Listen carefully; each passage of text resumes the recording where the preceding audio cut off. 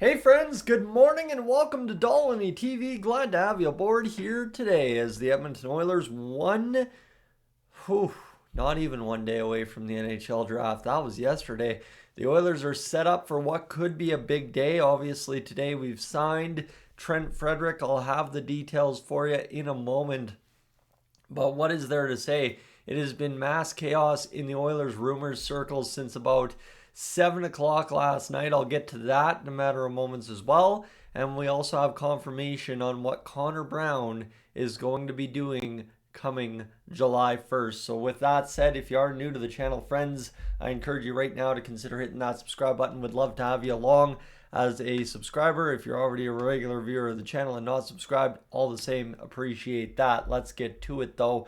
The Edmonton Oilers, where are we at? The Darnell Nurse rumors. This is what I want to get to first.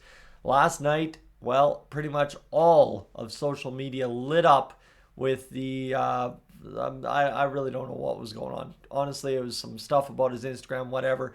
None of it appears or was or is true at this point, although it got enough chatter, enough kind of news out there about, hey, the Oilers, who we talked about here on Dolany TV earlier this week, maybe a trade for Jeremy Swayman, cap hits are kind of similar and stuff. For Darnell Nurse, we're kind of starting to talk that idea if the Oilers really want to free up a whole bunch of cap space. Well, it got so much chatter last night that Ryan Rishaug put this out this morning, talking about the various circles, talking about Darnell Nurse and this morning, but his understanding is there's nothing to it at this point. Lots can change quickly, but as of now, it's not a thing. So again, if you've woke up this morning and you've heard that the Oilers are actively pursuing a trade for Darnell Nurse, well, let me tell you, that is not exactly on the horizon right now. So give me a sec here. Just need to plug the camera in. Sometimes you forget what you're doing when you're doing things like this. But of course, for the Oilers, Darnell Nurse comes in at a $9+ million cap hit, and if you can move that for anything else a little bit more useful on the roster, could be huge, right? A goaltender would be the priority if you free up that much cap space.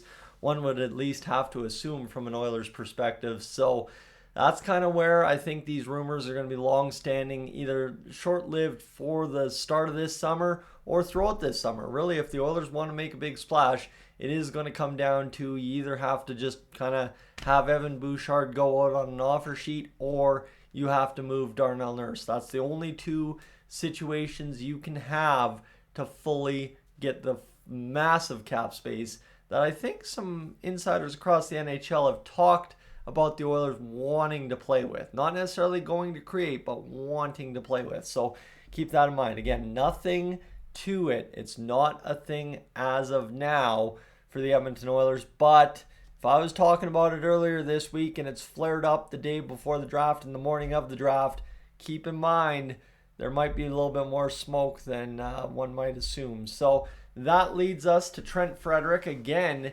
which tells us we may very well need more cap space. Trent Frederick, 8 years by $3.85 million. I think the estimation had been somewhere between $3.75 and $4 million for Trent Frederick. I'm going to tell you, if you're going to overreact to this right now and call it a bad contract, this is your Corey Perry 2.0 this year. Everybody last year in free agency day one said Corey Perry signing that $1.3 million contract was an absolute waste of money. Well, you got proved wrong heavily there this year with Corey Perry doing what he did. So again, with Trent Frederick, if he ends up being your third line center, which it looks like he will provide a massive impact for the Oilers. He will be a heavy replacement candidate for Evander Kane, and I don't think you've quite seen the best of Trent Frederick quite yet in Edmonton Oilers uniform. So I like the guy. I mean, as a Canadian sitting here watching a lot of Boston Bruins games on a Sunday morning before things kick off for the Oilers at 2 o'clock, you saw a lot of Trent Frederick over the past few years, and it's hard not to like his game when he's fully healthy. He is an absolute firecracker on the ice. He gets out there and causes a lot of chaos. He's exactly what you had in Evander Kane in the scrums and stuff. So I like him. I hope you do too, and I hope it works out very, very, very good for the Edmonton Oilers because 3.85. Gillis TV there in the group chat this morning saying, well, that's going to be peanuts in 4 years' time. So keep that in mind as well. As we go forward to a guy who looks like he will no longer be an Edmonton Oiler going forward. Connor Brown will go to unrestricted free agency.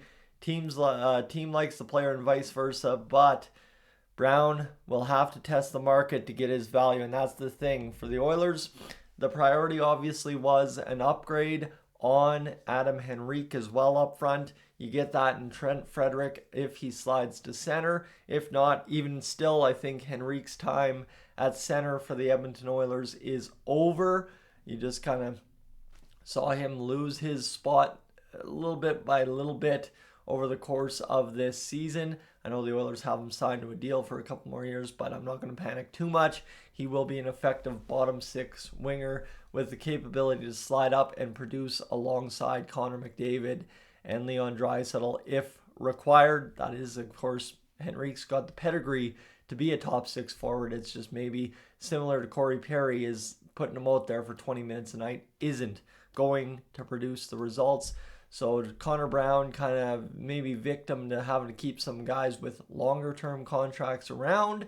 Connor Brown obviously wants some term, wants some dollar figures, and signing Trent Frederick kind of complicates that picture for him here in Edmonton. So now all of a sudden you got a busy news morning, right? This is kind of wild all over the place. You got Darnell Nurse there talking some trade rumors and stuff, and then you got obviously the signing of Trent Frederick, which kind of ballooned up this morning and then passed really quickly once we kind of got the other news there on, of course, Darnell Nurse and, of course, Connor Brown. So it's been a busy morning, and there is still some theory that the Oilers might be trading into the first round tonight. I know, basically they were talking to that one kid, I honestly don't even know how to pronounce the kid's name, but they were talking to him. Apparently that was what he confirmed himself. So there is a possibility here the Oilers are still looking to do it. Now, they don't really have the assets to do it. They don't really have the capability to do it. But, of course, you just never know what the Oilers are going to pull off, specifically since Jeff Jackson took this team over from Ken Holland about this time last year. So keep that in mind. We'll see what happens as the day progresses, friends. But for right now, this is the last video you will see of me until, probably Sunday or when I'm in Cold Lake Monday night. So keep that in mind. We'll see what happens here over the course of the weekend. If I have to come up from Arrow to the campsite, I very well might. But for right now, I'm about to head into the bush and see what happens on Sunday when my phone has blown up all weekend long. So friends, thanks for being aboard. I'm up on out of here. Enjoy the draft. Enjoy the weekend. Free agency is Tuesday. We'll talk before then. Thanks for being aboard.